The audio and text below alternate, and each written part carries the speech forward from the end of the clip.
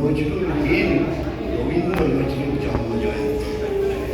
চাঁদপাতের ধর্মের বেড়া ভাঙা ভক্তি আন্দোলনের জনক মহাপুরুষ শ্রী চৈতন্যের লীলাক্ষেত্রে বিদ্রোহী কবি কাজী নজরুল থাকলেন অর্জন। সেদিন আকাশে বাতাসে দুখু মিয়ার কণ্ঠস্বর রাধারানীর মন্দির ছড়িয়ে পড়ল সারা রঙে। তাই সামনের গান যেখানে আসিয়া এক হয়ে গেছে সব বাধা ব্যবধান, যেখানে মিশছে হিন্দু বৌদ্ধ মুসলিম খ্রিস্টান, আহি সামনের গান। এক অসাম্প্রদায়িক চেতনার কবিকে কি সম্মানে আমরা খুশিতে করলাম সেদিন রাধারানী মন্দিরে। বাঙালি হিসেবে আমরা লজ্জিত, আমরা ভীষণভাবে দুঃখিত। এই ঘটনাকে আমরা তীব্র প্রতিবাদ জানাই। ফিরে আসি আজকের অনুষ্ঠানে। দুই মহান স্রষ্টাকে আমাদের সশব্দ প্রণাম জানিয়ে সবার হৃদয়ে রবীন্দ্রনাথ চেতনার নজরুল শিরোনামে আয়োজিত রবীন্দ্র নজরুল জন্মজয়ন্তীর অনুষ্ঠানের সন্ধ্যায় আমাদের নিবেদন রবি শশী।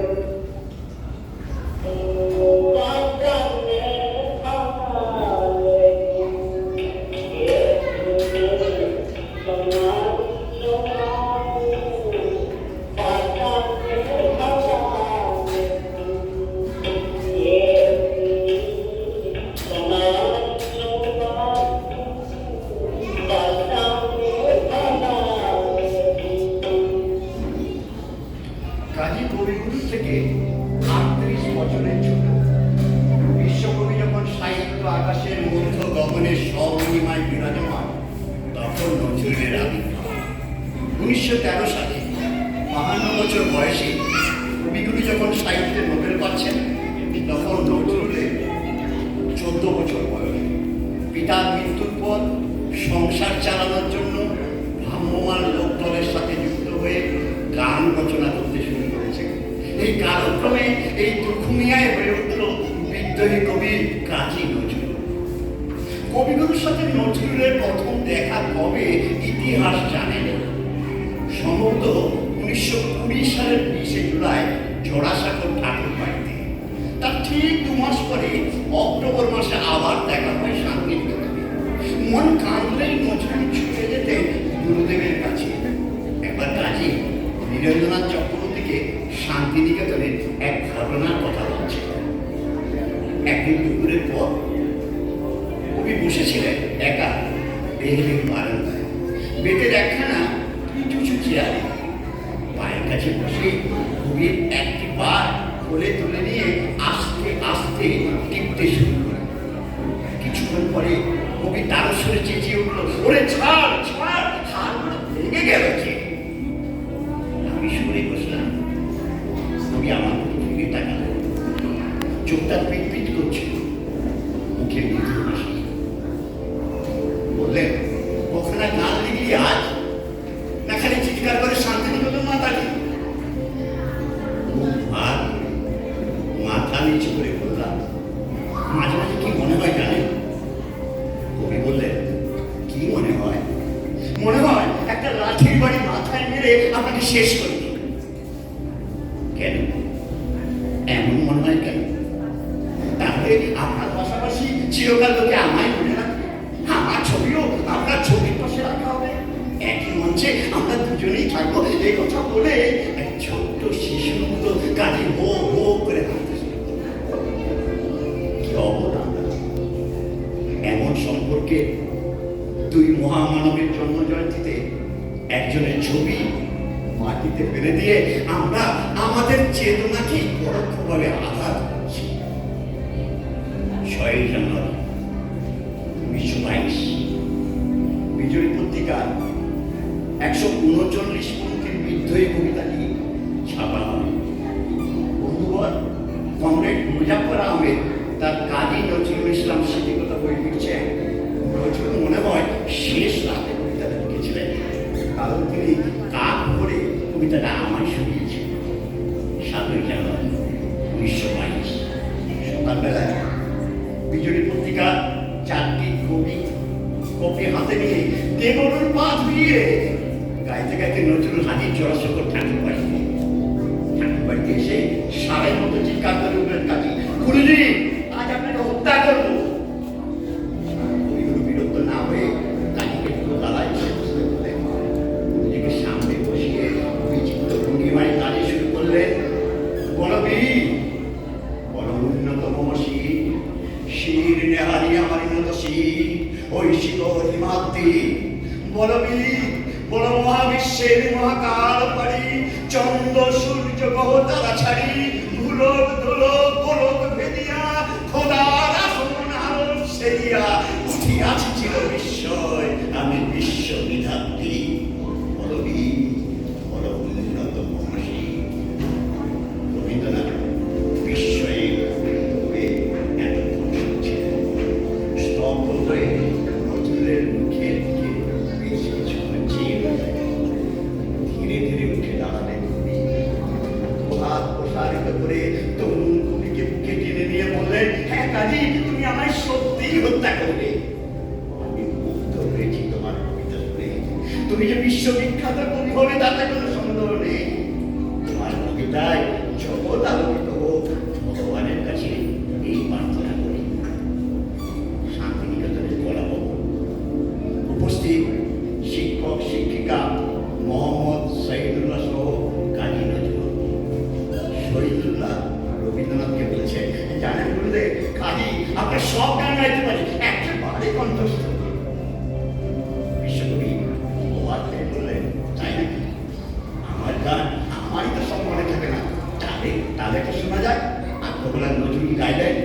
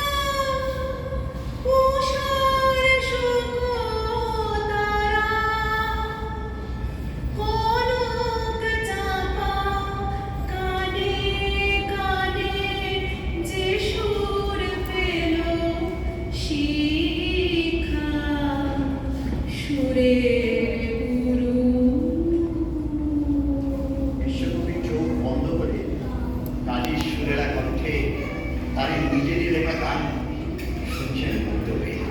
গান শেষ হতে না হতে কাজী আবার বললেন, তুমি কেমন করে গান করো ভুলি, আমি অবাক হয়ে শুনি, কেবল শুনি। তুমি কেমন করে গান করো ভুলি, সুরের আলো ভুবন ফেলেছে, সুরের হাওয়া চলে গগনে।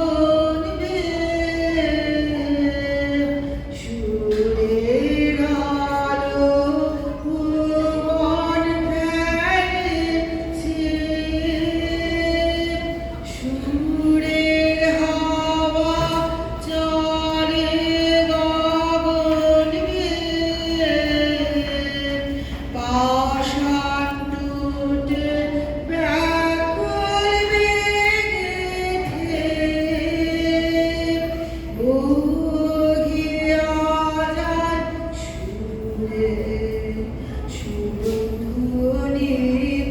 তুমি কেমন করে গান করো হে রমণী। এরপর গুরুদেব নজরুলকে বললেন, তোমার শুধু একটা গান শোনাও তাই। তোমারি দেবালয়ে কি সুখে কি জানি, দুলে দুলে ওঠে আমার দেহখানি। তোমারও দেবালয়ে কি সুখে কি জানি, দুলে দুলে ওঠে আমার দেহখানি।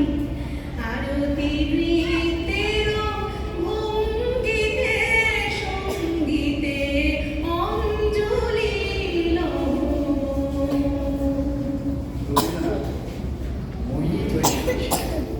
গান শেষে নজরুল কবিগুরুকে প্রণাম করতে গেলে কবি নজরুলকে বুকে জড়িয়ে নিয়ে বললেন, বাংলা সাহিত্য সংস্কৃতিতে তোমাকে অতি প্রয়োজন।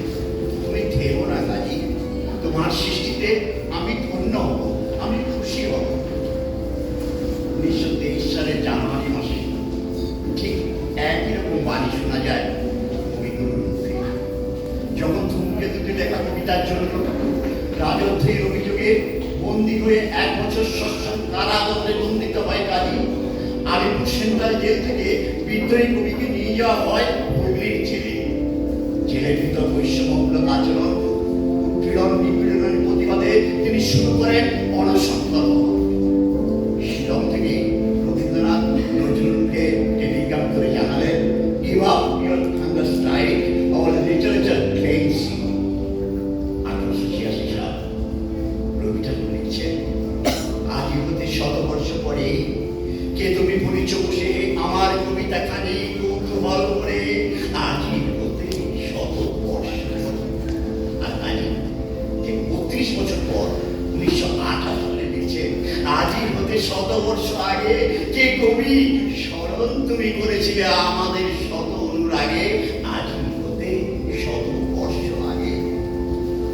1928 সালের 24শে ফেব্রুয়ারি মোদার হোসেনকে কাজী লিখছেন, রবীন্দ্রনাথ আমাকে প্রায় বলতেন, দেখ মাল, তোর জীবনে সেদিন মতো কীর্ষের মতো খুব বড় একটা ট্র্যাজেডি আছে, তুই প্রস্তুত হ। জীবনে সেই ট্র্যাজেডি দেখবার জন্য কাজী বহুবার অকারণে অন্যের জীবনকে অশ্রুর ধারায় আচ্ছন্ন করে দিয়েছেন। অথচ ভাগ্যের কি পরিহার, তার নিজের জীবনে হয়ে রাখলো শুষ্ক মরুভূমির মতো মেঘের ঊর্ধ্বে শূন্যের বুকে ভেসে বেড়ালো হাসি, গান আর বিদ্রোহী ঝড় গান। বস্তুপক্ষে এই ইংরেজ কবির মতো নজরুলের পরিণতি ও বিষাদময় পরিণামের কথা ভেবে দার্শনিক কবি রবীন্দ্রনাথ এই ভবিষ্যৎবাণী করেছিলেন। পরবর্তীকালে তা অক্ষরে অক্ষরে মিলে যায় কাজীর জীবন। কাজীর মনটা ভালো নেই, অনেক দিন দেখা সাক্ষাৎ নেই কোনো শিষ্যে। নাগরিক পত্রিকায় পূজা সংখ্যার জন্য নজরুলকে চিঠি লিখছেন কাজী। শ্রীচরণের সম্বন্ধে বহুদিন শ্রীচরণ দর্শন করি। আমার উপর হয়তো প্রসন্ন কাব্যলক্ষ্মী হিজ মাস্টার কুকুরের ভয়ে ত্যাগ করেছেন বহুদিন। চিঠি শেষে লিখছেন, গতবার পুজোয় আপনার কিরণ সংস্পর্শে নাগরিক আলোকিত হয়ে উঠেছে। এবারও আমরা সেই সাহসে আপনার দ্বারস্থ হচ্ছি। আপনার যে কোনো লেখা পেলে আমরা ধন্য হব। ভাবতে শেষেই ক্রীড়া সংখ্যা নাগরিক প্রকাশিত হবে, তার আগে লেখন প্রসাদ পাবো আশা করি। আমার স্বাস্থ্যের কথা জিজ্ঞাসা করলাম না। ইতি প্রমোদ নজরুল ইসলাম। রবীন্দ্রনাথ জবাবে লিখছেন, বললাম এসো, অনেকদিন পর তোমার সারা পেয়ে মন খুশি হল। কিছু দাবি করেছ তোমার দাবি অস্বীকার করে আমার পক্ষে কঠিন। মুশকিল এই পঁচাত্তরে পড়তে অনেক দেরি আছে। সেই জন্য আমার শীর্ণ শক্তি আর জীর্ণ দেহের উপর তোমার কোনো দরদ নেই। শিখে লিখছেন, শুনেছি বর্ধমান অঞ্চলে তোমার জন্ম। আমরা তুমি পাশের জেলায়, কখনো যদি এই সীমানা পেরিয়ে আমাদের পরে আসতে পারো খুশি হবে। সচক্ষে আমার অবস্থাটাও দেখে যেতে পারবে। দিদি সিংহরত রবীন্দ্রনাথ ঠাকুর, কি অগাধ ভালোবাসা, কি অপার স্নেহ। সর্বোপরি কাজী গুরুজির স্বার্থের কথা না জানতে চাওয়ায় সেই অভিমান চিঠির পরতে পরতে ছড়িয়ে রয়েছে। আর এটা কি স্বাভাবিক এক প্রকৃত শিষ্যের সঙ্গে? প্রকৃত লেখাপড়াতে পারেনি সেবা।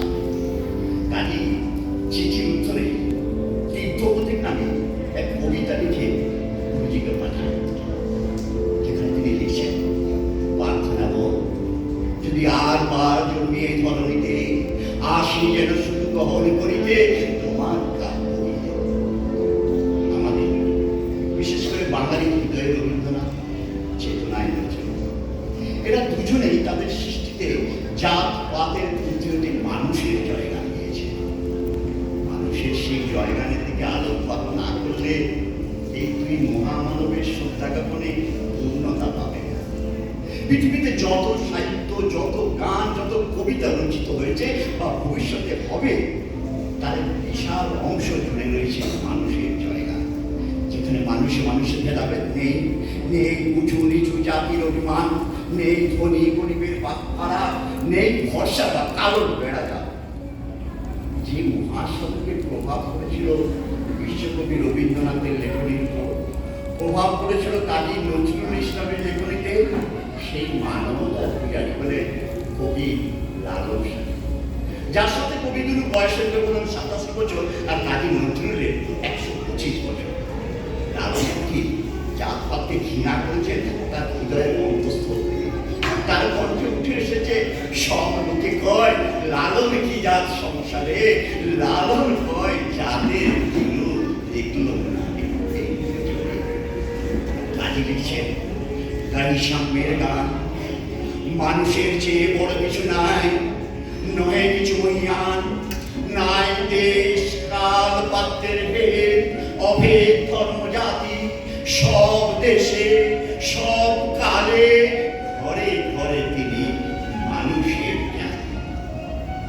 একজন স্রষ্টা, তার সঙ্গে মানবতার পূজারীর সাথে আরেকজন মহামানবের দর্শনের চিন্তা ভাবনায় মিলিত থাকবে। দুজনেই বিদ্রোহ করেছেন অন্যায় অসত্য অসত্যের বিরুদ্ধে। লালনই বলতে পারে প্রচলিত ধর্ম মানুষে মানুষের বিবাদের সৃষ্টি করে। তার ভাষায় ডানে বেদ, বামে কোরআন, মাঝখানে ফকিরের বয়ান, যার হবে সেই তীব্র গান সেই দেখতে পায়। ঠিক এই বাণীরই মিল খুঁজে পায় আরো মহামানব কবিগুরুর লেখনীতে, যিনি সীমাবদ্ধতার ভিতরে করছেন অসীমের আলো প্রশ্ন, খুঁজে ফিরছেন পরমের মাঝে বিলীন হওয়ার আনন্দ রাশি। তাই তিনি লিখছেন, সীমার মাঝে অসীম তুমি বাজাও আপন সুর, আমার মধ্যে তোমার প্রকাশ, তাই তো এত। কবিগুরু লালনের জন্য দুটি মহান কাজ করেছে। একটি তার বড়া উপন্যাসে খাঁচার ভিতর অচিন পাখির ছিল। খাঁচার ভিতর অচিন পাখি কেমনে আসে যায়, খাঁচার ভিতর অচিন পাখি কেমনে আসে যায়, তারে ধরেতে পারলে মরমেরি দিতাম পাখির পায়, কেমনে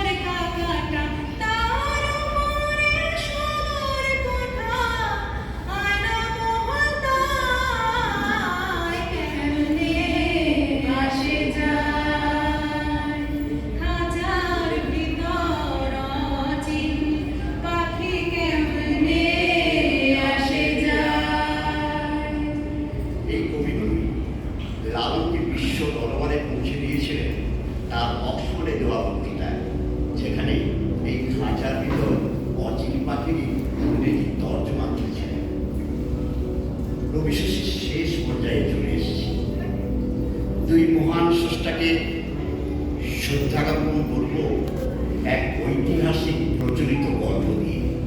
প্রচলিত গল্প বলছি কারণ গোলাম মুর্শিদ ছাড়া আর কারো কাব্যের লেখায় এই ঘটনার উল্লেখ আমি পাই না। জ্ঞানানন্দ প্রসাদ গোস্বামী, গানের জগতের মানুষ তাকে জ্ঞান গোসাই করে থাকে। মুড়ি খাচ্ছিলেন এক মুড়ির ঠোঙাতে, হঠাৎ চোখে পড়ল তার রাত ছায়া আলো করে তুলে ফেললেন ঠোঙাটি। গানের কথাতে তার চোখ গেল আটকে। তার বলতাম সহযোগে নিজের মতো করে গানটিকে রেকর্ড করে ফেললেন।